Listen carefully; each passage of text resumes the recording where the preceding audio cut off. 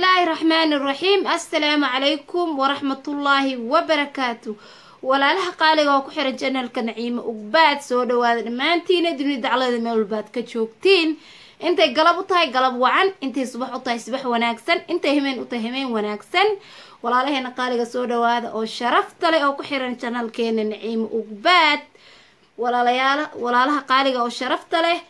هدي سبسكرايب يا لايك يا شير يا كومنتين وحقينا ولا لها قالقة سيدا ترى وقوع عاوين ترتين نص عاوية هذه يقروني مهد علينا عاو محايني وذا حمد كلي هذا أركتين محايني وذا قصة عجيب أو كنا على قبر صوماليات لبا قبل صوماليات أي كوكا لدعضي ميدا يا قردر ميدا يا هي طول ما أنا هدي ولا لها قالقة يو شرفت له سود وادا هذا قصة يعني بلاوية قصة سيدنا يود عيسى ولا لها قالقة أو شرفت له قصة حكون على لبا قبل قبر أيا رير لهيد guri lahayd xaas ahayd meel deganayd gabar kale oo Soomaaliyeed oo Soomaalinimada isugu geysay laakiin Soomaali markaan ahay qabiil waxa saartana moogtiin ninka asxaabe Soomaali hadaan nahay anagu Soomaali isla oo isku dhiiga oo isku jir ah oo isku midab ah hadana waxa jira wax family la dhaho ama qaraabo dhan qabiil la dhaho ayaa jiro gabar ayaa dhibaataysnayd waxay guursatay nin gabadhaas kale ninkii ayaa furay ilmo ayuu ka dhalay cunug ah markuu ka dhalay waxa dhacday inuu ninkii xumay gabadhaas dhibaatooyin badan ay kala kulantay ee sidii ku kala tageen markay ku kala tageen gabar ay isku qabiil yihiin laakiin almaadeer iyo afaar kale in isla ahayn ay isbarteen gabar markii la xumeeyay haday isbarteen waxa dhacday inay gabadhii qabiil ahaan ay ku soo dhaweysay ay soo kaxaysay ay gurigeeda keentay ay gabar walaasheeda ka dhigatay hadii gabar walaasheeda ka dhigatay maxaa dhacay guriga la keenay gabar walaasheeda camal ay ka dhigatay kama mid hooyada iyo aabaheed u dhaleen oo kale say u soo dhaweysay kalgacaylka iyo jacaylka ay u muujisay waxa dhacday waxay tiri walaalay joog gurigan dharkay xiratay dharkiisa kale u gadaa wax allaale waxay u baahan shoppingkiisa kale u gadaa adi waxay ka dhigata gabar walaasheeda saaxiib ah kalgacayl badan ee u muujisay waxa ka dambeeyay hadee walaalaha qaaliga oo sharafta laho waxa la hadii lagu wanaajiyo wanaag talo ma la gudaa mise tacara loo bedelaa maxay isleedin asxaab gabadha maxay samaystalo waa inaga dhacay sheekada dhan dhamaantiina gabadhi saas ahayd oo gabadha soo dhaweysay oo hataa ilmaheeda ninkii hore ku xumeeyay uu biil siin jiray biil u siinayay oo intay ninkeeda ula hadashay dhad walaalow gabadhan walaashay ah gurigeenan keenay kaba gabar walaashay camal waaye ilmo yar ka dayacan biil ugu qor ninka wuxuu aan nin hanti leh ilaahay maal siiyay ilaahay u barakeeyay uu ahaa oo wanaagsan xoolo iyo maal iyo hanti ilaahay baa siiyay marka waxa dhacday sidii ay biil ugu qoray gabadhi sidii bay guriga ka tirsan u noqotay familka ka tirsan ilmihiisi iyo ilmihii gabadhan kala dhashay oo gabadhan uu qaba ay keenteen wuxuu ka dhigay kama ilmo uu dhalay oo kale uu la dhaqmay biilkooda bisha markay dhamaatay uu dir jiray ayadu wuxuu xiriirin jiray gabar guri ka tirsan oo dimaashiis camal uu arki jiray laakiin dimaashnimada dhan waa la soo tagi doonaa waxa dhacay inay gabadhii ninkii walaasheedii qaaligeed ama saaxiibadeedii banaanka ka soo kaxaysay iyadoo meel ku darofaysan oo dhibaato ku dhex jirta ka soo kaxaysay inay ninkii saaxiibadeed qabay isku xoogday maxaa taqaan inay saaxiib ka dhigatay isguursadeen wax ka ceeb ka daran ma jirta gabar saa isoo kaxaysaas ma ku dhigi kariyo ceebteeda inay guursadeen ninkii gabadhi isguursadeen sheeko kadib ay gabadhi guriga lahayd maqashay naagtii oo sanka saa u taagis gabar guri ka tirsan ay ahayd naagtii oo sanka saa u taagis heblaayo markii la dhaho maxaa saaxi abaay kugu dhex heblaayo walaal maxaa ka qaldan gabadhi isbedeshay wajiga si kala ah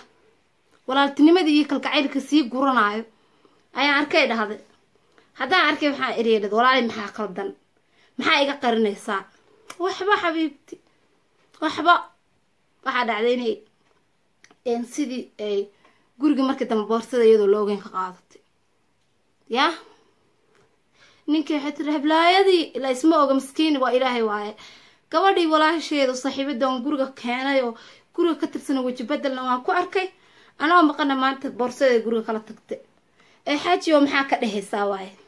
maxaa gabadha maxaa ku sameynay waji xun ma ku fiirisaadi asaga ninka asaga isoo moogta naagtan bari horeeba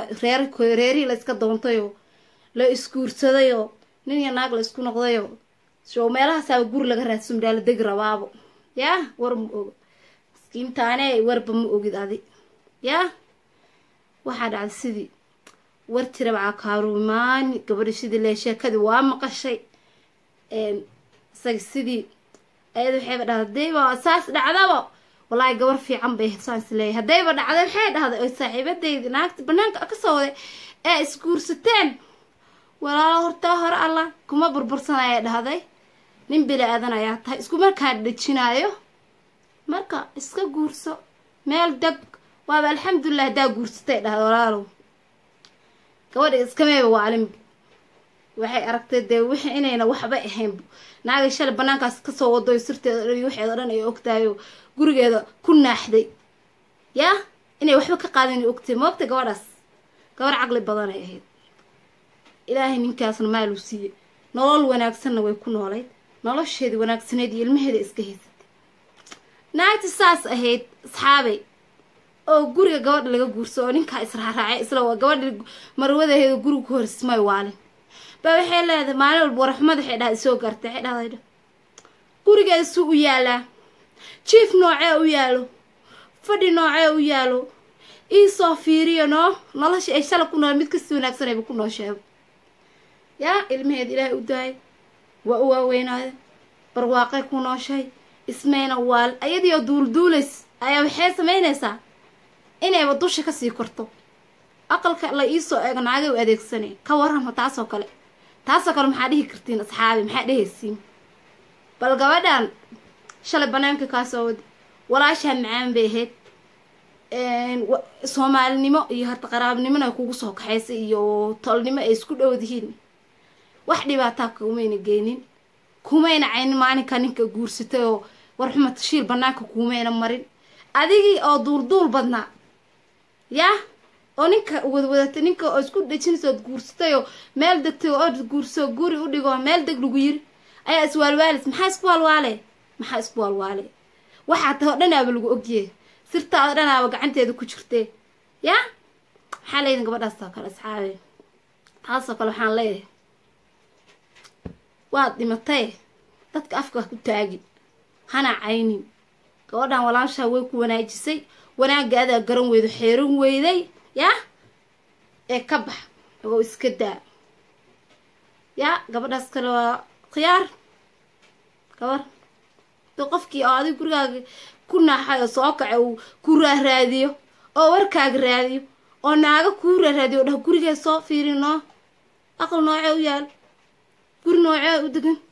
guriga suuye dee waxaas kale waa ceeb oo wax ceebo laga yaxyaxo adiga baa yaxyaxi weyday haddana dadka dusha kasii saari isku xishooda leh gabadhaas walaalaha kuwa kaloo hadda samayn doonaan isku xishooda